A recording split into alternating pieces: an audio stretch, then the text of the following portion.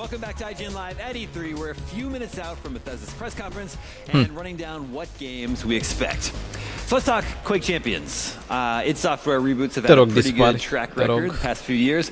So the bar is pretty high. James, yes, you've spent some time with this game. I have. Lay it on us. Games like it. What do we expect? So first, I think the dirty word here is Overwatch clone. And I think that when everybody saw it, they were expecting this. And I can say wholeheartedly that it's not.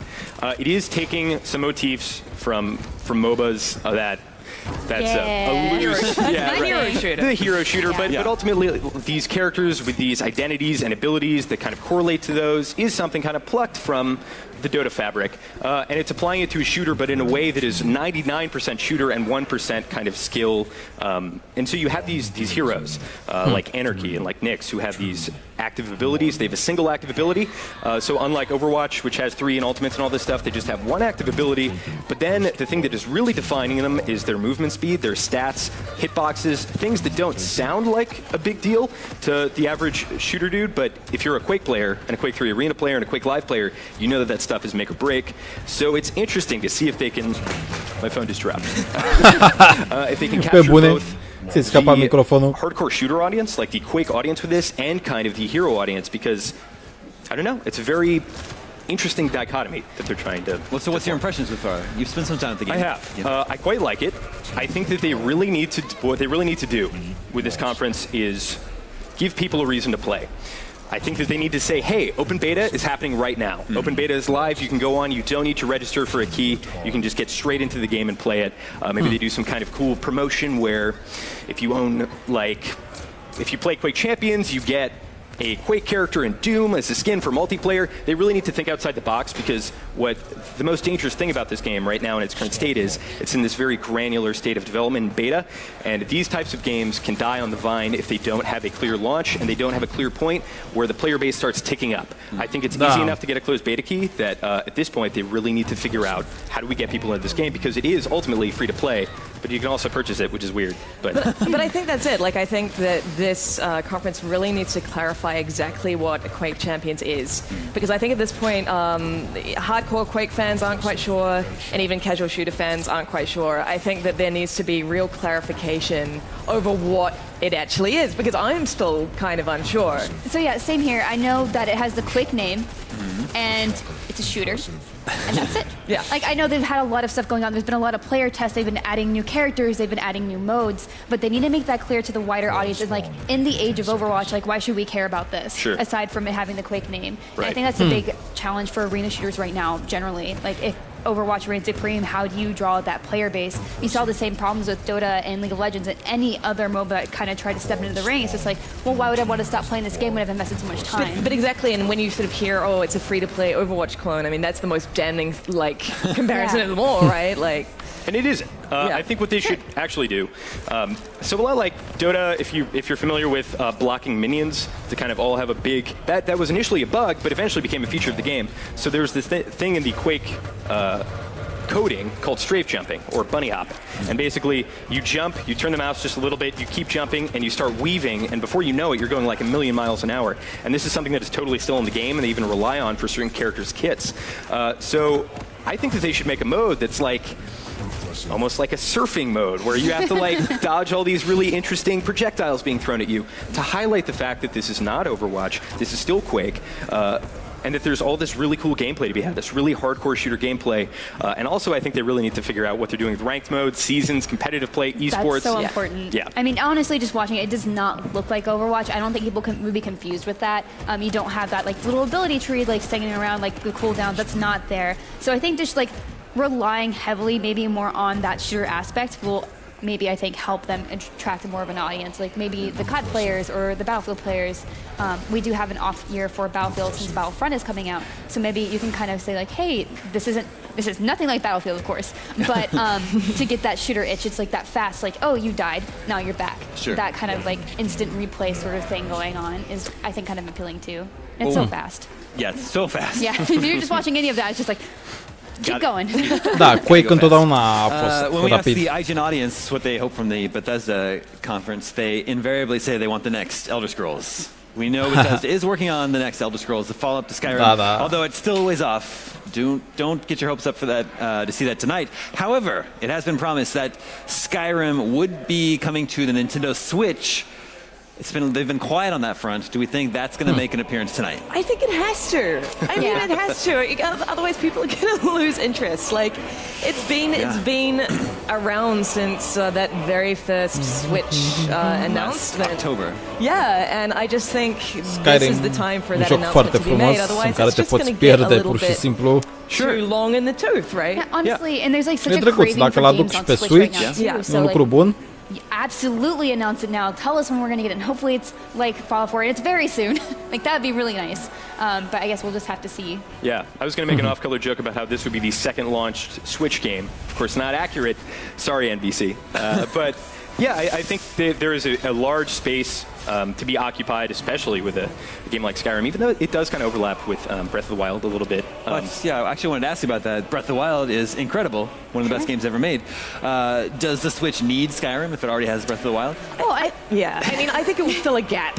Yeah, that's the way I'm thinking of it. Like, I am already devastated that Breath of the Wild is over, and I need something to fill that gap, right? Did you find all the Korok seeds? Oh my God. Don't want to do that. Like, I totally get that. Like, I'm still going to play through most of the shrines and still making my way through. I have not touched Ganon yet because I have to do so many things on my checklist, but I would still want, like, Skyrim. And that's awesome. Like, jumping between different games, like, even though they have some very vague open world similarities, like there are definitely different audiences there for that, and I don't see why they couldn't share the same home. Gameri diferiți. Right now, please. Yes. Right this second. Listen to us. Much like we were talking about how Fallout 4 can be a system seller for VR. You know, Skyrim is just one of those games. Bethesda just has multiple game series that people just are crazy about. Elder Scrolls is one of them. So, yeah, having Skyrim on Switch, I think, would be a really big boost for the system.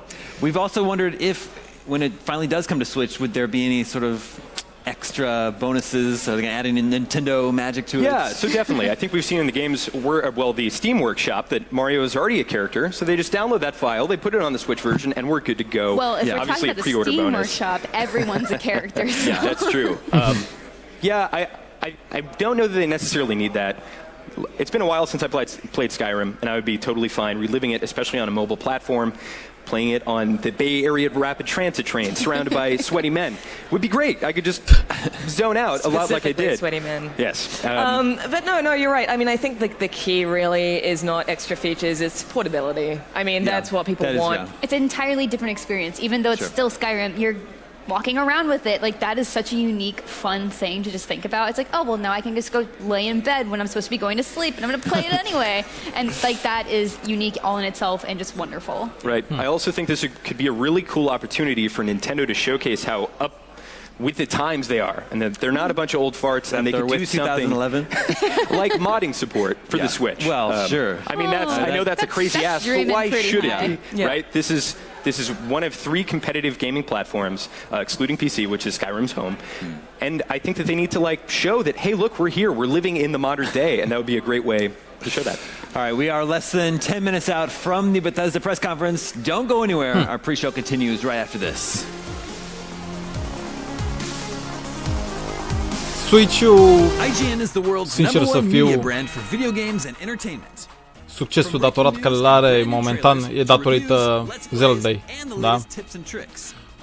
Jocul Zelda e singurul motiv pentru care cineva a cumpărat un Switch. Adică, sincer, nu cred că sunt mai mult de 0,0001 persoane care au cumpărat Switch-ul doar pentru că e o nouă consolă sau motiv în genul. Zelda, ăsta e motivul. Este un joc foarte frumos, foarte reușit, o grafică foarte plăcută și numele, pur și simplu, zici Zelda și știi despre ce vorbești. După cum se vede, se vorbește despre el într-una. Dar da, mă bucur să aud că Skyrim va ajunge pe Switch și vor fi și alți player care vor avea parte de Skyrim. Asta este minunat, este un lucru foarte bun. Download it now on the iOS or Android App Store. Ia să vedem. Gata publicitatea sau...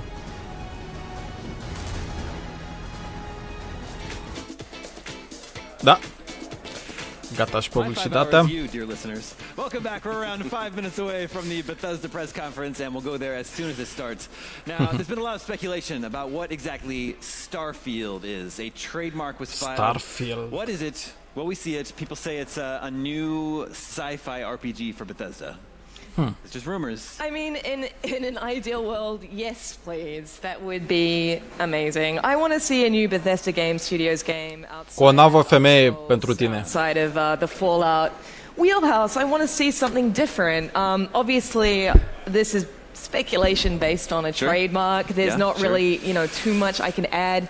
But all I want is something a little different from that team, just because we've seen the same universes over and over again, and they are fantastic universes. Let's see what else they can do. Yeah, absolutely. New IPs are always so exciting. Like everyone's always says, it's a big risk, but it is exhilarating too, because we have seen them for so long, and I think it's good for them to also, as a studio, stretch out a little bit and try to see something new. And I think there is plenty of room in their universe to explore the universe. Let's actually send it over to the IGN newsroom where Jonathan Dornbush is here. Hey, Damon. For his take on all the rumors. I'm doing great, Zach. E ciudat să te gândești la Bethesda. Someone's talking in my ear. Are we still throwing to Jonathan? Să fie altceva. Damon, can you hear me? Yes, here we go, Jonathan. În afară de I hear you Fallout. now. All right. Și Skyrim. What do you think of Starfield, Jonathan? So Starfield is completely right now speculation. We don't have any firm details on if this is a real thing, if it is just a trademark. But the rumors that we've been seeing is that it is, as you guys were saying, sort of a sci-fi take on the Fallout or Elder Scrolls style game.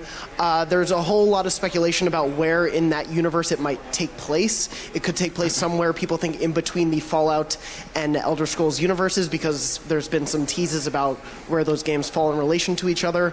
But again, we don't know anything. Like you guys, I would love to see something sort of fresh, but within the same style that the studio's done before. Sure. So you want to just play the Skyrim or Fallout style game in space? I would totally be down for that. I think they've proven themselves in both of those worlds, and I think branching out is probably the best thing to do right now, and certainly sci-fi, everyone's trying to make sort of a name for themselves in that space. Yeah. I would love to see Bethesda do that as well. But we actually spoke to Todd Howard earlier this year before DICE, and he was talking about the projects they have going on. He said they do have several games sort of on the scale of a Skyrim or, a Fallout in production. Now, he said they might be years away, but they are working on things of that size. They're also working on another mobile game that we don't really know too much about. So they have projects in the works, for sure. Great. Thanks a lot, Jonathan. That Jonathan Dornbush sounds exactly like Zach Ryan in my ear. Now, the best parts of these conferences are often the left field surprises, so pie in the sky, what else would you guys like to see? Boy. Or maybe, let me phrase it this way. We've had EA already. Sure. Everyone was really impressed by Battlefront 2. They're excited about that. They revealed Anthem, this new IP coming from BioWare. Microsoft, of course, had the Xbox One X on display. So what would Bethesda have to do to make sure people are talking about their conference afterwards? They need to announce a game coming out this fall.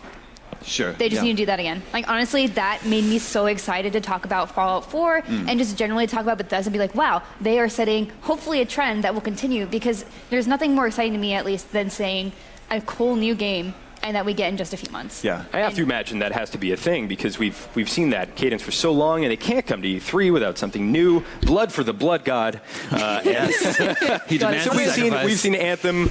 We've seen Metro, we've seen A Way Out. That was a really nice out-of-left-field kind of thing. And I think Bethesda has to follow suit to get people talking, just like you said. I'm actually really boring. I don't have a grand pie-in-the-sky game that I want to see. I'm really keen to see what Bethesda's going to announce for Dishonored 2 DLC. That's right, yeah. I want to see my Billy Lurk DLC. I really want that to happen. I believe it's going to happen, and basically, if it comes true, I will be quietly internally screaming, because we've got a busy newsroom here. But that's what I'm really looking forward to. That's my big. That will be my big cool surprise. That is an awesome surprise. I mean, the original Dishonored's DLC was phenomenal. I loved it so much, and anything else from Dishonored is just a great present for me, honestly. Yeah. I mean, anything from Arcane. For me, I cannot wait. Anything that they announce, I'm just in 100%. Yeah, because they did release a few updates to Dishonored 2, but it was like the New Game Plus mode, right? Right, where you you haven't got new story. Yeah, you essentially got all the campaign powers there, so maybe that'd be fun to play, maybe something with the DLC, with that New Game Plus involved. To your point about powers, I think if they introduce new abilities on top, or perhaps a third character, dare I say, that would give the main campaign a whole new meaning to go back and play through with this new tool set. And that's exactly what they do with the original Dishonored. And Billy was such a fantastic character in Dishonored 2. I mean, she had the most interesting narrative arc in the whole game. Mai e foarte puțin și That's why I want to see începe... her. There's a countdown behind us right here, just 20 seconds to go. I have a prediction. You mentioned what's their big fall game. If it's Evil Within 2, this year Halloween falls on a Tuesday, October 31st, which is when games are released here in the U.S. Perfect. So I predict Evil Within 2's release date is October 31st. Everybody enjoy the conference and stay tuned afterwards for our post-show breakdown. Haide, Bethesda, ce ai să ne arăți?